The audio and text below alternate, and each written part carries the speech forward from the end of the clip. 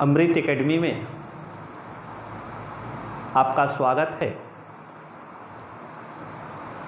आज मैं आपको संज्ञा की परिभाषा, व्युत्पत्ति के आधार पर संज्ञा के भेद, अर्थ के आधार पर संज्ञा के प्रकार, ये सब पढ़ाने जा रहा हूँ। मुझे आशा ही नहीं पूर्ण विश्वास है, अगर आप इस वीडियो को देखते हैं तो जिस भी कंपटीशन में बैठते हैं वह उसके उत्तर आपको देना आसान हो जाएगा। मैं इसको एकदम सरल और व्यापक रूप में कम से कम शब्दों में अधिक से अधिक बातों को स्पष्ट करने का इसके माध्यम से प्रयास कर रहा हूँ। आइए जरा देखते हैं संज्ञा क्या है। अगर विज्ञान के दृष्टि से आप देखेंगे तो संज्ञा कोई भी सजीव या निर्जीव वस्तु है, उसका कोई ना कोई नाम है और नाम ही तो संज्ञा है। अब प्रश्न उठता है कि संज्ञा की परिभाषा क्या है। तो संज्ञा की परिभाषा क्या है? जिस शब्द से किसी व्यक्ति, वस्तु, स्थान, भाव इत्यादि का बोध होता है उसे संज्ञा कहते हैं। तो जरा इसको भी देख लें। संज्ञा की परिभाषा में जिस शब्द से किसी व्यक्ति, वस्तु,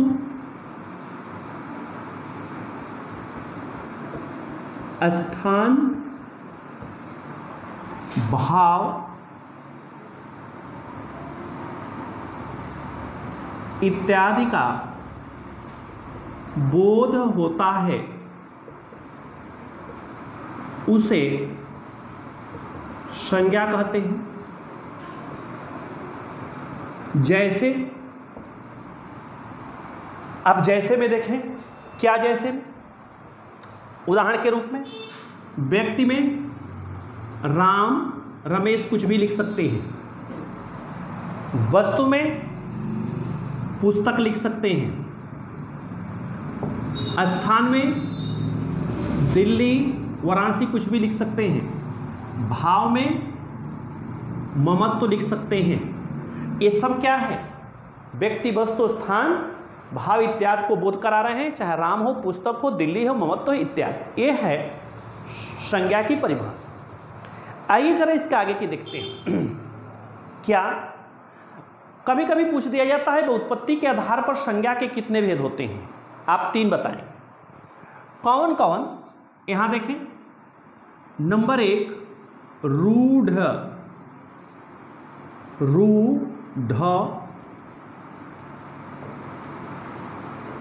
दूसरा यौगिक और तीसरा योग रूढ़। व्युत्पत्ति के आधार पर संज्ञा के 3 भेद: रूढ़, यौगिक, योग रूढ़। आपको जब शब्द पढ़ाएंगे वहां पर डिटेल देंगे। रूढ़ क्या है? जो किसी एक के लिए व्यक्ति हो। तो जैसे किसी एक के लिए व्यक्ति हो तो रूढ़ संज्ञा का अगर उदाहरण पूछा जाएगा तो क्या बताएंगे? जैसे कृष्ण। कृष्ण क्या है? ये रूढ़ संज्ञा है। दूसरा यौगिक संज्ञा क्या है? योग माने जुड़ना। तो व्युत्पत्ति के आधार पर शब्दों यौगिक भी बनावट। अब देखिए शब्दों को जो भेद पढ़ेंगे तो बनावट के आधार पर शब्द के 3 भेद: रूढ़, यौगिक, योग रूढ़। तो यौगिक क्या है? जो 2 शब्दों के योग से बने। तो कौन से ऐसे संज्ञा आएंगी जो 2 शब्दों के योग से बनेंगी और वह आपके यौगिक होंगे? इसका उदाहरण देखिए। पाठशाला, पाठशाला, पाठ एक शब्द, शाला एक शब्द। दूसरा योग रूढ़ कौन है? जो योग भी होंगे लेकिन किसी एक के लिए रूढ़ हो जाएंगे। जैसे पंकज, पंकज, इसमें पंक एक शब्द है और ज उत्पन्न होने वाला शब्द है। दोनों को मिल गया, ज माने उत्पन्न होना, पंक माने कीचड़। यह आप देखेंगे तो योग रूढ़ शब्द में आ जाएंगे। यानी योग रूढ़ संज्ञा, यौगिक संज्ञा और रूढ़ संज्ञा। तो कृष्ण रूढ़, पाठशाला यौगिक संज्ञा और योग रूढ़ पंकज। अब आइए अर्थ के आधार पर संज्ञा के भेद। अर्थ के आधार पर संज्ञा के 5 भेद होते हैं। कौन कौन? नंबर 1 जातिवाचक संज्ञा, जातिवाचक संज्ञा। नंबर 2 व्यक्तिवाचक संज्ञा,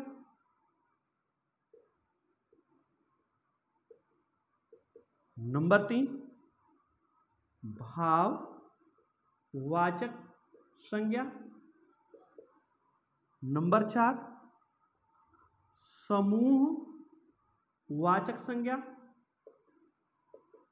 नंबर 5 द्रव्यवाचक या पदार्थवाचक संज्ञा। ये आप देखें तो अर्थ के आधार पर संज्ञा के 5 भेद: जातिवाचक, व्यक्तिवाचक, भाववाचक, समूहवाचक, द्रव्यवाचक या पदार्थवाचक।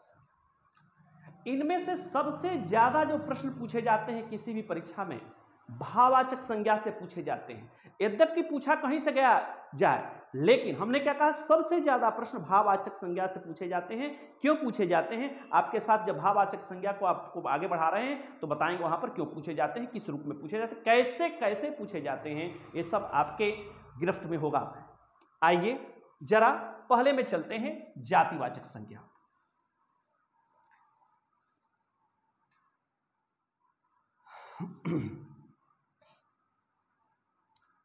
देखें जातिवाचक संज्ञा क्या है?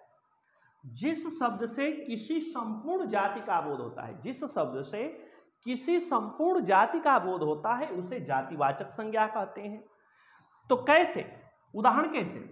जिस शब्द से किसी संपूर्ण जाति का बोध होता है उसे जातिवाचक संज्ञा कहते हैं। आइए कैसे? जैसे, अब जैसे कर आप देख सकते हैं, जैसे मनुष्य, जैसे शहर, जैसे नदी, जैसे पुस्तक या किताब, जैसे पर्वत, ये संपूर्ण जाति का बोध कराता है। अब जातिवाचक संज्ञा जो विभिन्न परीक्षाओं में आए हुए हैं आपके बीच चर्चा करूं। अध्यापक, अध्यापिका, बच्चे, लड़का, लड़की, ये सब होते हैं। इसके बाद तूफान, आंधी, ये सब होते हैं, ये परीक्षा में आया हुआ है। कोयल, बकरी, ऊंट, ये सब के सब जातिवाचक संज्ञा के अंतर्गत आते हैं। अब मान लीजिए आपसे कोई जातिवाचक संज्ञा में पद का नाम, जैसे अध्यापक, अध्यापिका या कोई पद का नाम, ये सब जातिवाचक संज्ञा में आते हैं। लड़का, लड़की सब जातिवाचक संज्ञा में आते हैं। भाई बहन संबंधियों में आते हैं, जातिवाचक संज्ञा में आते हैं। इसी तरह से आप दूसरा देखेंगे क्या है, पशु पक्षियों का नाम, पशु पंछियों का नाम। तो पशु पंछियों में चाहे आप गाय कह दें, बकरी कह दें, ये सब आते हैं। पंछी में आप देखेंगे तो मोर, कोयल, ये सब के सब जातिवाचक संज्ञा में आते हैं। तीसरा है प्राकृतिक तत्व। प्राकृतिक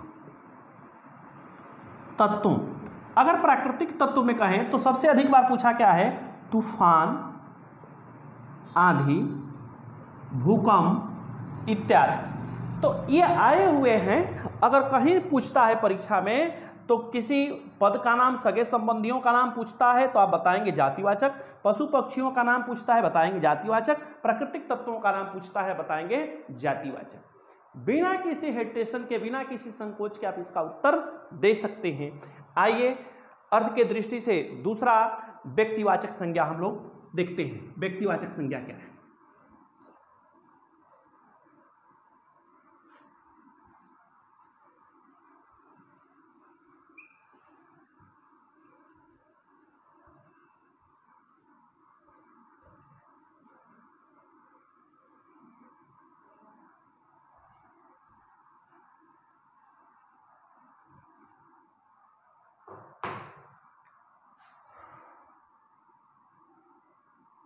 व्यक्तिवाचक संज्ञा देखें, इसका बिल्कुल सिंपल है और आसान है। जिस शब्द से किसी एक व्यक्ति, वस्तु, स्थान, किसी का बोध हो वह व्यक्तिवाचक संज्ञा उसे कहते हैं। तो जिस शब्द से किसी एक व्यक्ति, वस्तु, स्थान इत्यादि का बोध होता है उसे व्यक्तिवाचक संज्ञा कहते हैं।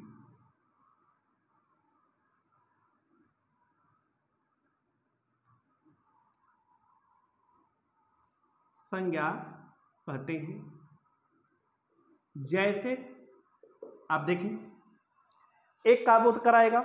जाति से व्यक्तिवाचक देखिए, मनुष्य से राम। आइए, किताब से रामायण, नदी से गंगा, नदी से गंगा, पर्वत से हिमालय, शहर से वाराणसी। ये सब एक एक का बोध कराता है, एक जातिवाचक संज्ञा कहते हैं। अब अगर कहीं आपसे किसी इमारत का नाम पूछ दिया, ताजमहल, लाल किला, ये सब के सब व्यक्तिवाचक संज्ञा है, एक का बोध कराएगा। यही नहीं, अगर किसी दिन का नाम पूछ दिया, दिन के नाम पूछ दिया, जैसे सोमवार, एक दिन का नाम, व्यक्तिवाचक संज्ञा। कोई नदी का नाम पूछ दिया, नदी का नाम पूछ दिया, यमुना, व्यक्तिवाचक संज्ञा। इसी तरह से किसी देश का नाम पूछ दिया, भारत, व्यक्तिवाचक संज्ञा। किसी इमारत का नाम पूछ दिया, व्यक्तिवाचक संज्ञा। किसी खेल का नाम पूछ दिया, खेल, क्रिकेट, व्यक्तिवाचक संज्ञा। हॉकी, फुटबॉल, कुछ भी पूछ दिया, व्यक्तिवाचक संज्ञा। किसी महीने का नाम पूछ दिया, महीना के नाम, श्रावण, व्यक्तिवाचक संज्ञा, चाहे अंग्रेजी हो या हिंदी। किसी भाषा के नाम पूछ दिया, भाषा के नाम, हिंदी, संस्कृत, उर्दू, कुछ भी, व्यक्तिवाचक संज्ञा।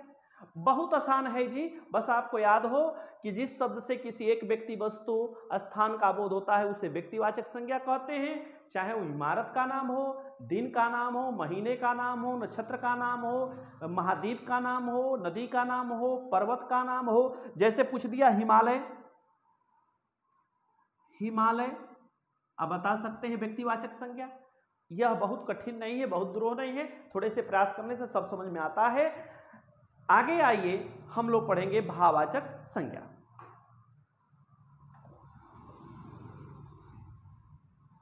भाववाचक संज्ञा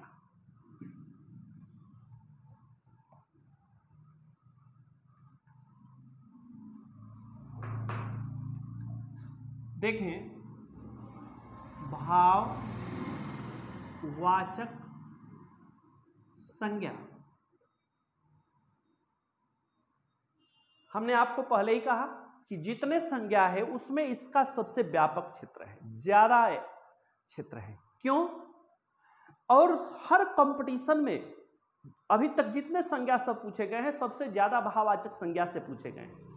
मैं पूरी तरह से आपको विश्वास दिलाता हूं कि अगर वीडियो देखते हैं तो भाववाचक संज्ञा कहीं से पूछे जाएंगे, आपसे गलत नहीं होगा, आप सही करेंगे, चाहे जितना भी व्यापक हो। कैसे इसका व्यापक हो जाता है क्षेत्र, ध्यान दीजिए। परिभाषा बताने से पहले यह जातिवाचक से भी भाववाचक बनता है, व्यक्तिवाचक से भी भाववाचक बनता है, विशेषण से भी भाववाचक बनता है, क्रिया से भी भाववाचक बनता है, अव्यय से भी भाववाचक बनता है, सर्वनाम से भी भाववाचक बनता है। तो जैसे जैसे परिवर्तित होता जाएगा वो सब हम आपको बताने वाले हैं कैसे भाववाचक संज्ञा बनती जाती है। पहले आइए परिभाषा। भाववाचक संज्ञा की परिभाषा क्या है? जिस शब्द से किसी व्यक्ति या वस्तु के भाव, दशा, अवस्था, स्थिति इत्यादि का बोध होता है उसे भाववाचक संज्ञा कहते हैं। तो इसकी परिभाषा जरा देख लेते हैं। परिभाषा, जिस शब्द से किसी वस्तु के भाव, किसी वस्तु के भाव, दशा, अवस्था इत्यादि का बोध होता है उसे भाववाचक संज्ञा कहते हैं। जैसे दो अवस्था देखिए, एक हम लोग कहते हैं बचपन, अधिक क्या था? बचपन, बहुत अच्छा था बचपन। तो बचपन एक शुरुआती अवस्था, और जस्ट इसके उल्टा बुढ़ापा, ये दूसरी अवस्था, अंतिम अवस्था बुढ़ापा। तो दोनों अवस्था का वो भाव बता रहा है, बचपन और बुढ़ापा। अब हमने आपसे कहा कि यह जातिवाचक से भी बनते हैं, व्यक्तिवाचक से भी बनते हैं, विशेषण से भी बनते हैं, सर्वनाम से भी बनते हैं, क्रिया से भी बनते हैं, अव्यय से भी बनते हैं। आइए जरा एक एक उदाहरण इसके देखते हैं। पहला, जातिवाचक से भाववाचक,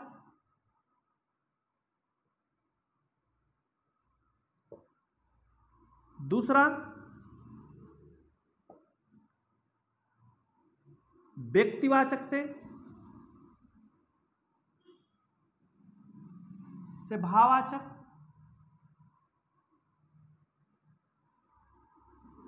तीसरा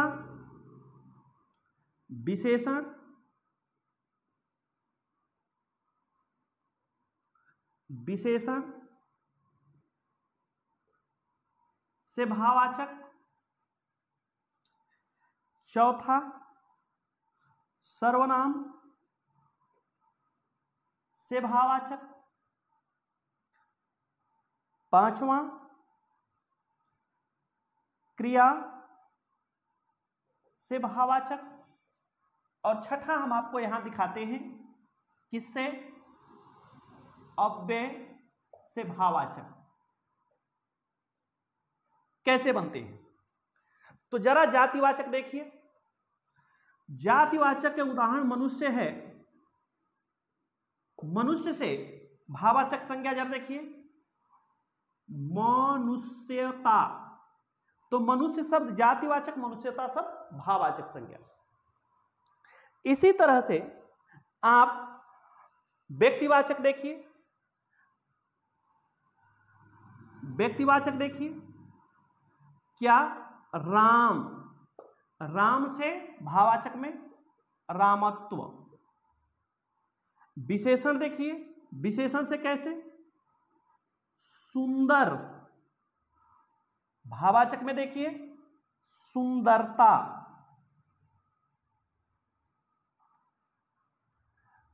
इसी तरह से सर्वनाम क्या है? निज, निज से निजता या निजत्व, अपना, अपनापन या मम, दूसरा भी देख सकते हैं मम, मम से ममत्व, इस सर्वनाम से निज और मम से निजता निजत्व,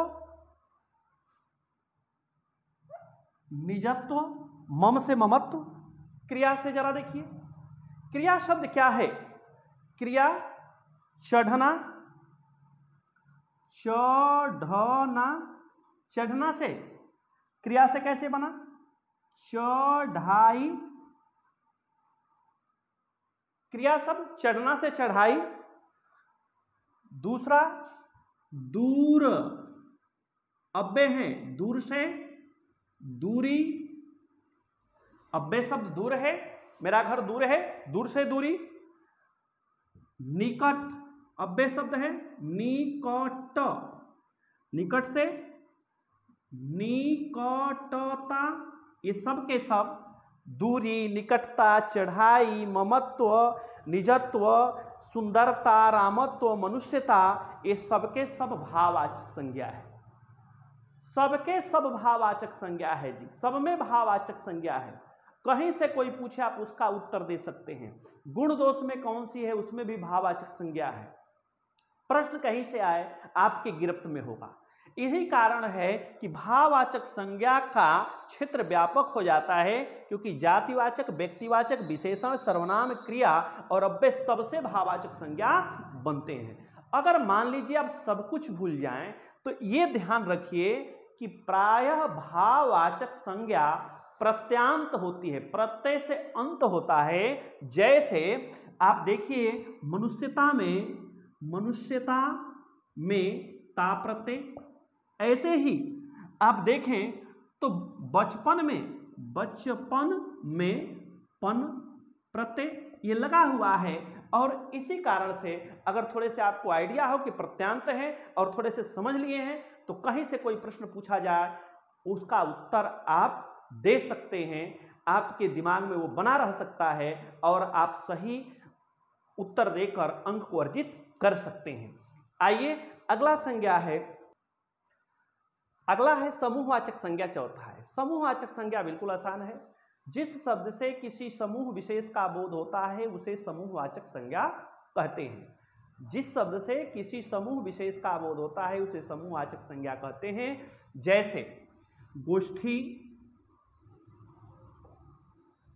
सभा, परिवार, समिति, झुंड, सभा, परिवार, समिति, झुंड, बाजार, मेला, गिरोह, दल, सेना इत्यादि जो है समूहवाचक संज्ञा में आते हैं। तो यह आसान है औरों की अपेक्षा। चौथा है द्रव्यवाचक या पदार्थवाचक संज्ञा। द्रव्यवाचक या पदार्थवाचक संज्ञा क्या है? जिस शब्द से किसी वस्तु के माप तौल का बोध होता है उसे द्रव्यवाचक या पदार्थवाचक संज्ञा कहते हैं। जैसे दही, दूध, पानी, सोना, चांदी, तेल, कोयला इत्यादि। यह द्रव्यवाचक या पदार्थवाचक संज्ञा है। आप इसके अलावा देखेंगे कुछ शब्द वाक्य में प्रयोग होने पर परिवर्तित हो जाते हैं। जैसे व्यक्तिवाचक से जातिवाचक संज्ञा या जातिवाचक से व्यक्तिवाचक संज्ञा। तो जरा आइए व्यक्तिवाचक से जातिवाचक संज्ञा। देश की हानि, ये देखिए जरा, व्यक्ति से व्यक्तिवाचक से